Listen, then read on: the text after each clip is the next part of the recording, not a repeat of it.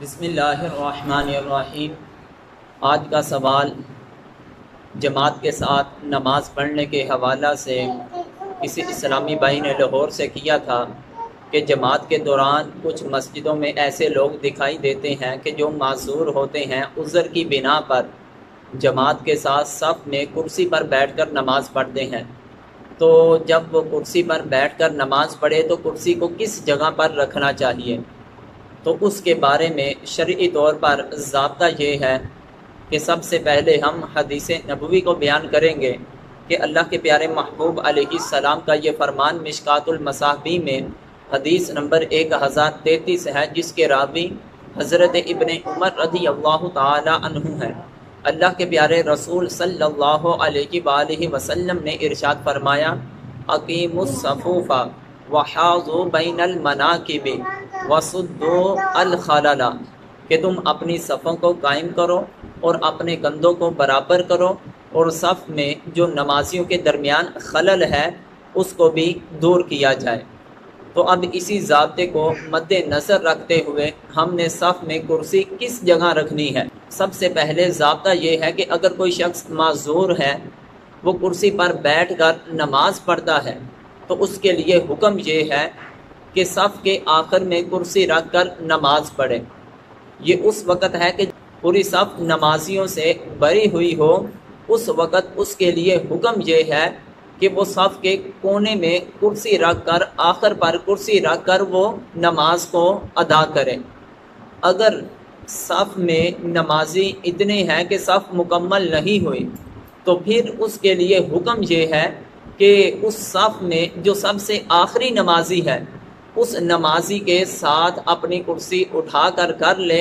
اور ادھر آ کر نماز پڑھے۔ اگرچہ بعد میں آنے والے پرلی طرف دوسری طرف کھڑے ہوں گے تو اس میں شرعی طور پر قباحت نہیں ہے۔ ہاں، قباحت اس چیز میں ہے کہ صف آدھی ہے اور کرسی پر بیٹھنے والا شخص جو ہے وہ اس کے باوجود صف کے آخر میں نماز پڑھتا ہے۔ تو حدیث شریف میں ہے کہ اللہ کے پیارے محبوب علیہ السلام نے فرمایا وَسُدُّوا الْخَلَلَ، کہ نمازیوں کے درمیان جو خلل ہے اس کو ختم کیا جائے۔ اگر وہ آخر پہ بیٹھے گا، نمازی آدھی صف تک ہوں گے، تو درمیان میں یہ خلل، یہ فاصلہ آ جائے گا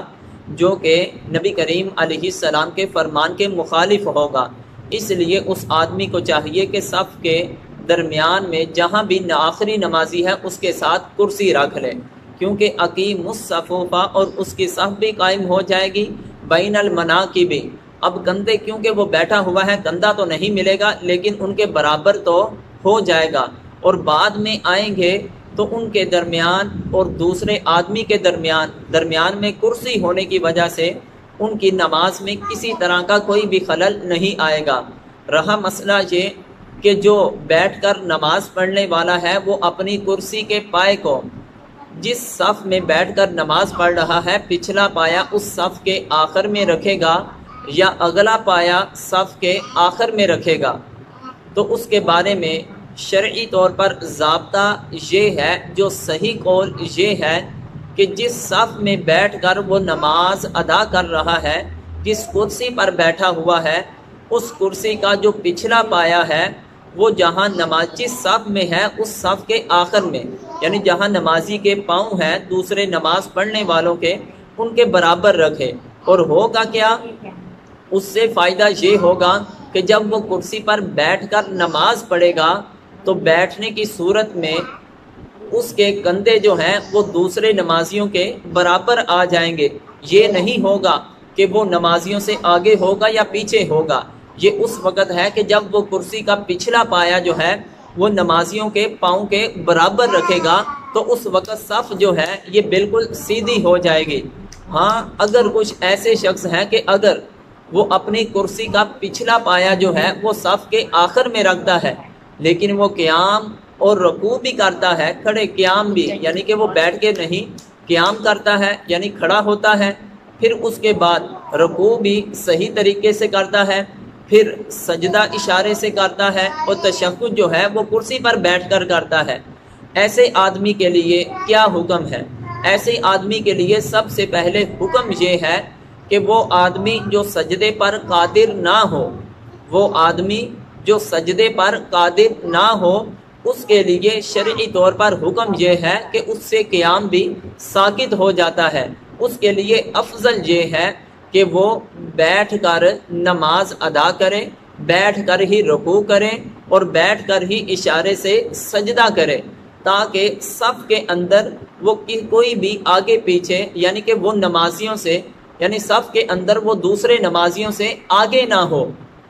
اگر وہ کھڑا ہو کر نماز پڑھتا ہے، کہتا ہے کہ میں کرسی کے اگلے پائے جو ہے جس صف میں کھڑا ہوں ادھر رکھ لیتا ہوں اور پچھلے پائے پچھلی صف میں لے جاتا ہوں، قیام کروں گا تو دوسرے نمازیوں کے برابر ہو جاؤں گا، رکوع کروں گا تو ان کے برابر ہو جاؤں گا، لیکن اس صورت میں جب وہ بیٹھ کر کیا کرے گا،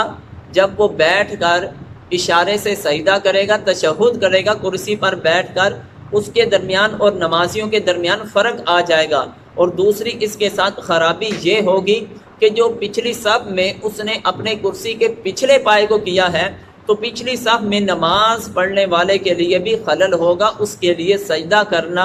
ناممکن ہو جائے گا۔ تو لہٰذا بہتر اور افضل یہ ہے کہ جب وہ کرسی رکھے